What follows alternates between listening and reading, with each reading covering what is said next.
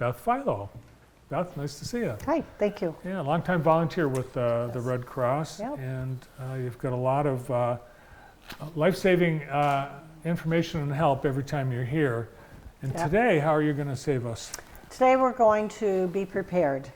It's our job right now to install smoke alarms for anyone who needs smoke alarms replaced, or they don't have smoke alarms and need smoke alarms.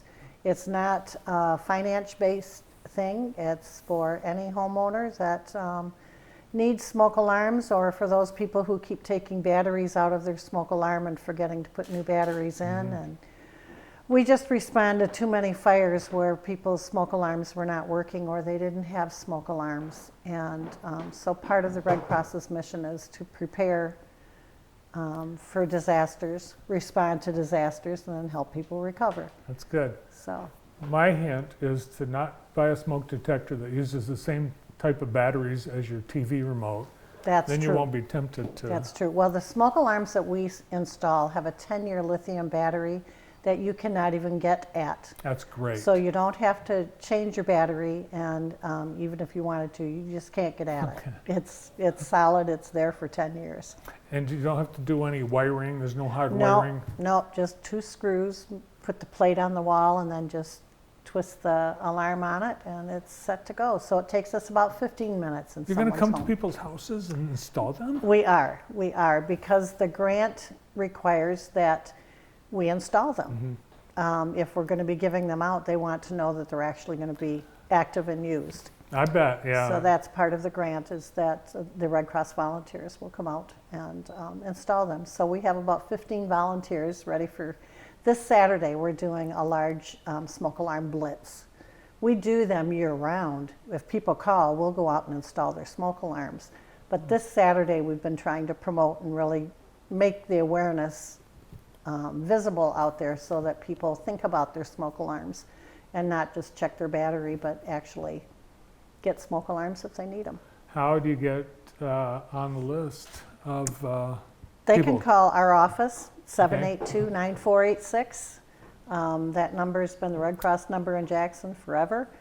Or they can just go to 1-800-RED CROSS and ask for smoke alarms, and the 1-800 number will get them to the zip code that they live in. And you're working with fire departments to Well, do this? no, the fire departments they helped us when we first started doing this about 15 years ago, but because of all their cutbacks and fewer firemen available, they have not been able to actually help us manually with it, but they certainly promote it. It's got to be heartbreaking to respond to a fire and know that someone was injured or worse, Yep. because you see it personally. Yeah, don't we you? do.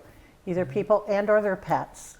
Yeah. You know, they may get themselves out, but they just didn't have time to get their pets out. And if it could be prevented, we just feel bad that they hadn't taken that measure, and that things couldn't have been at least a little bit safer. And has smoke alarm, as the science, the technology changed a lot? You mentioned now they have non-removable lithium. Right. Well, you know, the firemen have responded, you know, and put in their 2 cents worth, saying, you know, we go to these places and the smoke alarms are just dangling there from the ceiling, or dangling open from the wall because people are taking their batteries out, or they're not checking them, or the hardwired ones. If your home's over 20 years old, the hardwiring, sometimes those wires kind of pull apart over time. And so if your house has been hardwired with smoke alarms, but they're over 20 years old, you really should consider getting some extra smoke alarms. Yeah. And I think everyone is guilty of this. When the battery gets low, it beeps. And it beeps. And so you take the alarm off. That's right. That's right. Well, with these new ones, there's a test button and a stop button. And so generally, if it goes off, you can push the stop button. And if it doesn't go off, then yep, they're going to take it off the wall. But hopefully they will use some common sense and replace it with a good one. Is there a limit of how many smoke alarms you can do? We have found 3 is usually the maximum that's needed in a home. If we get one at each level, living level, or if it's a ranch-style home, one at each end of the home.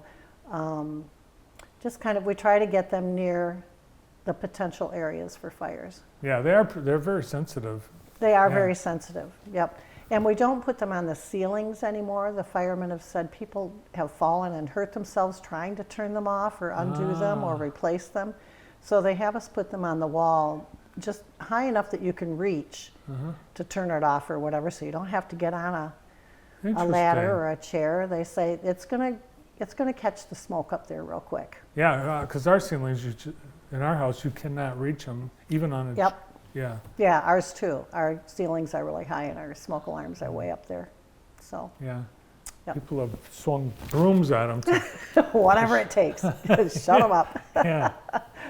So. All right. So we've had, unfortunately, tornadoes. It's been, there's We never... have. We had, with the ice storm, we had a 6-day shelter here in Jackson. You did. And we had one in Hillsdale County, and we had one in Lenawee County. And storms are just getting that much more severe.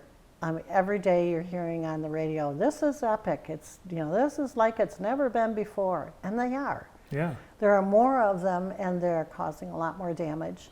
Our environment is So changing. It is changing. It is changing. And then that's one reason the Red Cross had to sell our office a few years ago. They had to step back and look at how they were spending their money and what their mission was. Mm-hmm. So nationally, the Red Cross had to sell a lot of their bricks and mortar and downsize their staff. So the organization is really back to counting on a lot of volunteers. We have no more staff in Jackson, Hillsdale County. We're part of a 10-county chapter. And so the volunteers have to step up and do a lot more. So we're always looking for volunteers. Need volunteers to install smoke alarms, to teach our health and safety classes. We're looking for volunteers to help contact our military families. We help them before, during, and after their deployments.